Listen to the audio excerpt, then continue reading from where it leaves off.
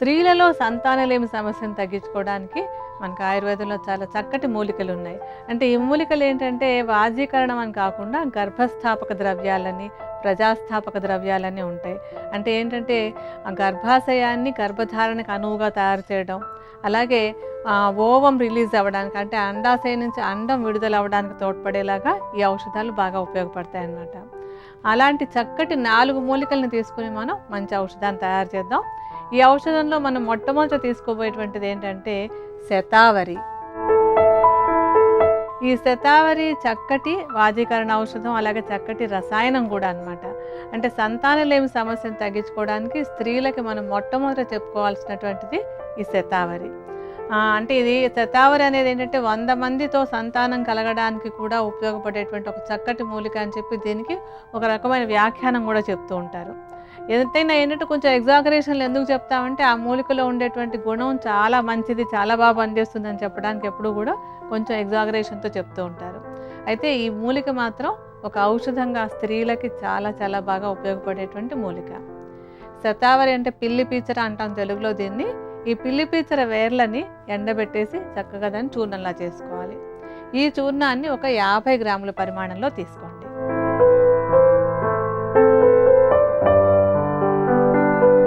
శతావరి వేర్ల చూర్ణం 50 గ్రాములు తీసుకున్నారు కదా మీరు. నేను మీకు చూపించడం కోసం ఒక చెంచాడు చూర్ణాన్ని విడిగా పెడుతున్నాను. తర్వాత మనం తీసుకోబోయేటువంటి మూలిక ఏంటంటే అశ్వగంధ. ఈ అశ్వగంధ కూడా సంతానలేమి సమస్యను తగ్గించడానికి బాగా ఉపయోగపడేటువంటి మూలిక. ఇదేంటంటే రసాయనంగా ఉపయోగపడుతుంది. రసాయనంగా ఉండడం వల్ల గర్భాశయంలో ఉండేటువంటి కణాలన్నీ బాగా పనిచేయడానికి, అలాగే అండాశయంలోంచి అండం విడుదల అవ్వడానికి కూడా ఇది బాగా తోడ్పడుతుంది. అంటే శరీరంలో ఉండేటువంటి హార్మోన్లన్నీ చక్కగా పనిచేయడానికి కూడా మనకి ఈ అశ్వగంధ బాగా ఉపయోగపడుతుంది.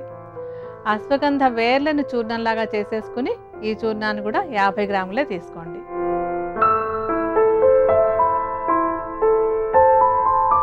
అశ్వగంధ తీసుకున్నాక మనం తీసుకోబోయేది ఏంటంటే యష్టి మధు. ఈ యష్టి మధుని తెలుగులో అతి మధురం అంటారు. అతి మధురం అని ఎందుకంటారంటే ఇది చాలా తీయగా ఉంటుందని. సహజ సిద్ధంగా తీయగా ఉండేటువంటి మూలికలన్నీ కూడా రసాయనంగా చాలా బాగా ఉపయోగపడతాయి. ఈ యష్టి మధు మీద కూడా ఎన్నెన్నో ప్రయోగాలు చేసి ఇది చక్కటి రసాయనం అని, శరీరంలో ఉండేటువంటి అన్ని ఫంక్షన్స్ ఇంప్రూవ్మెంట్కి కూడా యష్టి మధు బాగా ఉపయోగపడుతుంది అనేది చాలా పరిశోధనలో కూడా మనకి ఇటీవల నిరూపించారు. అలాగే ఈ సంతానలేమి సమస్యలో కూడా ఈ యష్టి మధు అంటే గర్భాశయంలో ఉండేటువంటి కణాలు కానివ్వండి, టిష్యూస్ కానివ్వండి, హార్మోన్స్ కానివ్వండి అన్నీ బాగా పనిచేయడానికి యష్టి మధు కూడా బాగా తోడ్పడుతుంది. యష్టి మధును కూడా చూర్ణంలాగా చేసేసుకోవాలి. ఈ చూర్ణాన్ని కూడా 50 గ్రాముల పరిమాణంలోనే తీసుకోవాలి.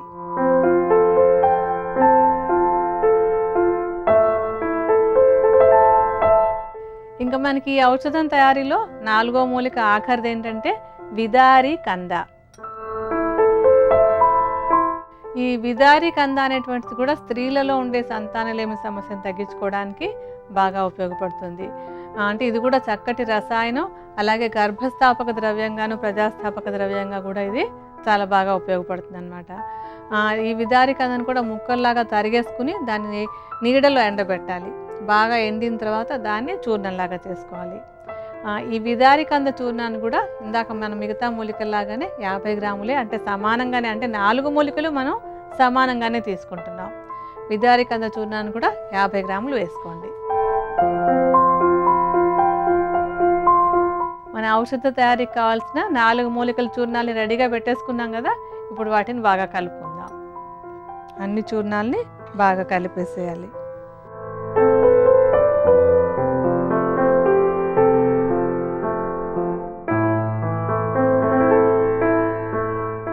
ఈ చూర్ణాన్ని చూర్ణం రూపంలో మనం వాడుకునేటప్పుడు ఎప్పుడూ కూడా ఏంటంటే చూర్ణాలన్నీ రెడీ అయ్యాక చివరిలో ఒకసారి పల్చటి తెల్లటి బట్టలో జల్లించుకోవాలి.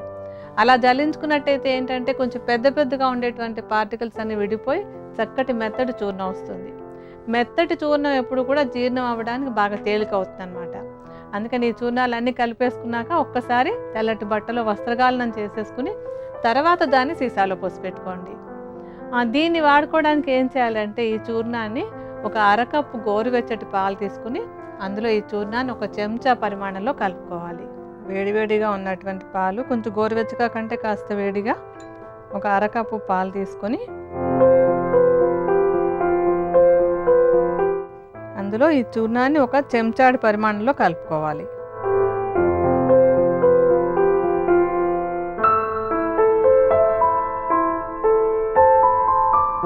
అలా కలిపేసుకున్నాక అందులో కొంచెం తేనెను కూడా కలుపుకోవాలి. ఒక చెంచాడు తేనెను కలుపుకోండి.